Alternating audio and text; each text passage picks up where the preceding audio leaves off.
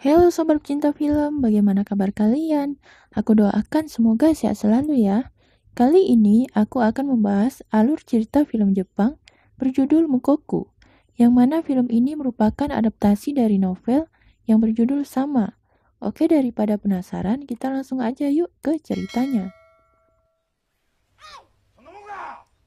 Di awal film diperlihatkan seorang bocah bernama Kengo Yatabe sedang berlatih kendo menggunakan bokuto bersama dengan ayahnya. Ayahnya ini sangat keras dalam melatih Kengo. Sehingga saat Kengo salah dalam mengayunkan bokutonya, maka ayahnya langsung memukul Kengo.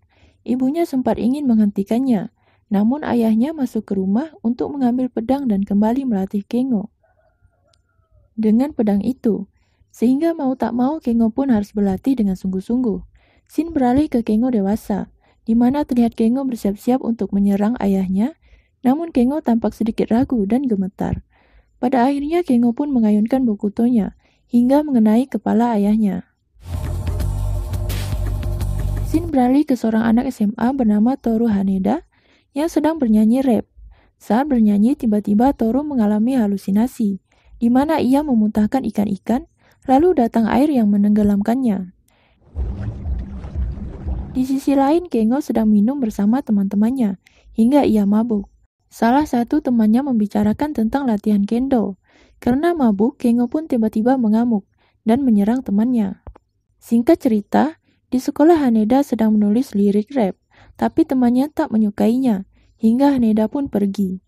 Kengo yang tadi malam mabuk tiba-tiba terbangun di rumah sakit, di mana ayahnya sedang dirawat. Seorang suster meminta Kengo untuk mencukur jenggot ayahnya. Kengo pun mencukurnya dengan hati-hati. Saat di jalan sepulang sekolah, Haneda tak sengaja menendang peralatan kendo sekelompok siswa. Siswa itu pun memanggil Haneda, namun Haneda malah memberontak hingga ia diajak bertarung kendo dengan salah satu siswa tadi. Di tengah pertarungan, Haneda memasang kuda-kuda yang sedikit aneh. Tiba-tiba datang seorang guru bernama Mitsumura menghentikan mereka. Namun Haneda malah menusuk tenggorokan lawannya itu. Karena hal itu, guru tersebut tertarik dengan Haneda dan menjelaskan kepadanya teknik dalam pertarungan kendo serta menawarkan Haneda pekerjaan. Haneda pun menerima pekerjaan itu. Di tempat kerjanya, Kengo sebagai seorang satpam bertemu gelandangan yang mengajaknya untuk minum. Kengo pun minum bersama gelandangan itu. Sepulang kerja, Kengo pergi ke sebuah kedai bersama wanita untuk minum di sana. Kedai itu milik seorang wanita parubaya yang merupakan teman dari ayahnya. Setelah 5 hari Haneda bekerja membelah kayu api di dojo kendo, guru tersebut pun memberikan imbalan kepada Haneda, berupa pakaian dan bokuto untuk latihan kendo. Saat selesai berlatih, guru tersebut menyuruh Haneda mengirimkan surat ke seseorang. Haneda pun pergi ke alamat tersebut. Ternyata orang dimaksud guru itu adalah Kengo. Saat membuka pintu, Kengo tiba-tiba menodongkan senjata karena mengira Haneda akan membunuhnya. Haneda mengatakan ia hanya membawanya saja. Namun Kengo mengambil bokutonya Haneda. Haneda pun akhirnya pergi dengan meninggalkan surat itu. Keesokan harinya, tiba-tiba Kengo datang ke tempat latihan kendo untuk mengembalikan bokuto yang diambilnya dari Haneda semalam. Namun guru Mitsumura meminta Haneda untuk melawan Kengo. Dengan santainya, Kengo bertarung tanpa menggunakan pelindung. Saat bertarung, Haneda berhasil mengenai kepala Kengo, hingga membuatnya marah dan mengamuk hingga menyerang siswa di sana. Melihat hal itu, Haneda kembali memukul Kengo, lalu ia memasang kuda-kuda yang membuat Kengo mengingat insiden ayahnya. Sebelum mereka sempat saling menyerang, guru itu pun menghentikannya. Guru itu berusaha menasihati Kengo untuk berhenti minum-minum, karena walaupun ia melakukannya, tetap saja ia tak akan melupakan rasa bersalah yang ia lakukan kepada ayahnya. Singkat cerita, Kengo kembali minum-minum di kedai langganannya. Di sana, ia sempat mengingat masa lalu bersama ayahnya dan insiden yang terjadi. Saat kembali ke rumah, Kengo berhalusinasi mendengar suara ayahnya yang menyuruh ia mengambil bokuto. Karena hal itu, Kengo pun mengambil pedang lalu menghancurkan barang-barang di rumahnya. Di sisi lain, Haneda terus berlatih kendo untuk bisa mengalahkan Kengo.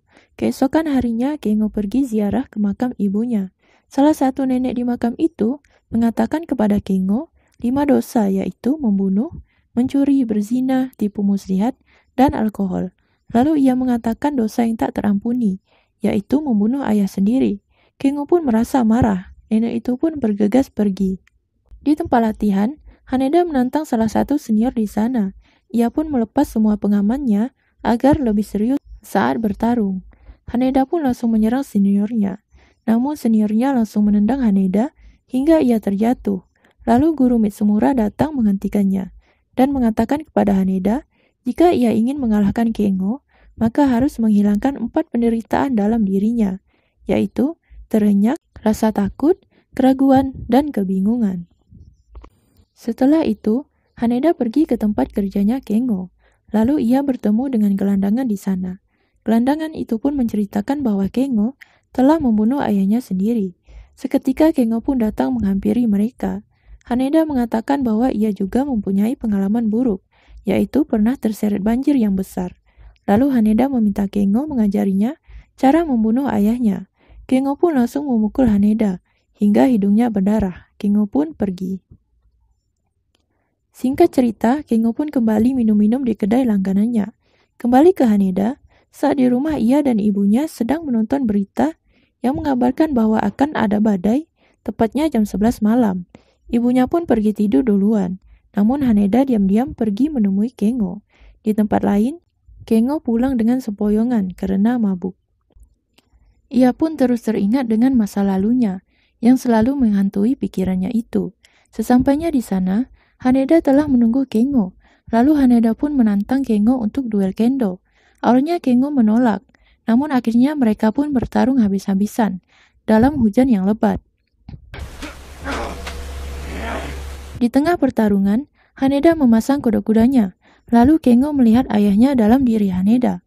Kengo pun menusuk leher ayahnya, yang sebenarnya itu adalah Haneda. Haneda pun roboh seketika.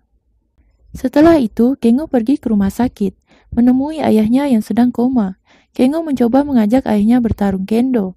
Beruntung guru Mitsumura datang menghentikannya. Guru Mitsumura mengatakan bahwa Kengo sangat mirip dengan ayahnya. Hal itu membuat Kengo marah dan mengamuk.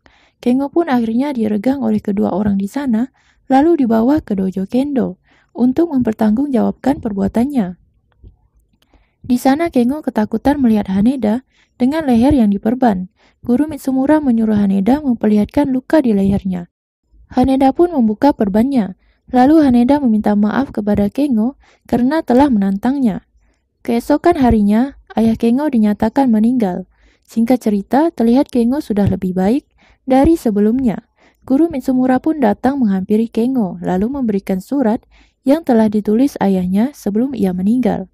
Di surat itu tertulis bahwa ayahnya sengaja melatih Kengo dengan keras, agar suatu hari nanti ia dapat mati di tangan anaknya sendiri, agar tak ada suatu dendam di antara mereka, dan jiwa ayahnya pun dapat terbebas dari kekejaman pedang itu.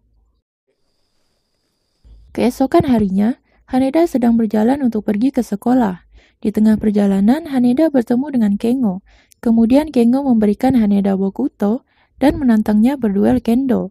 Singkat cerita, di dojo kendo, mereka pun telah bersiap-siap untuk bertarung.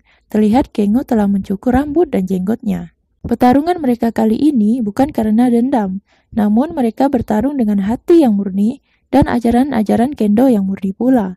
Saat bertarung, Haneda memasang kuda-kudanya. Kengo pun bersiap memukul kepala Haneda. Lalu film pun berakhir. Oke sobat, itulah seluruh alur film Mukoku. Pesan moral dalam film ini adalah latihan seni bela diri bukanlah untuk membunuh, namun untuk membela diri, dan sejahat apapun orang tua kita, mereka tetaplah orang tua, di mana pasti mereka mempunyai alasan kenapa mereka bersikap keras.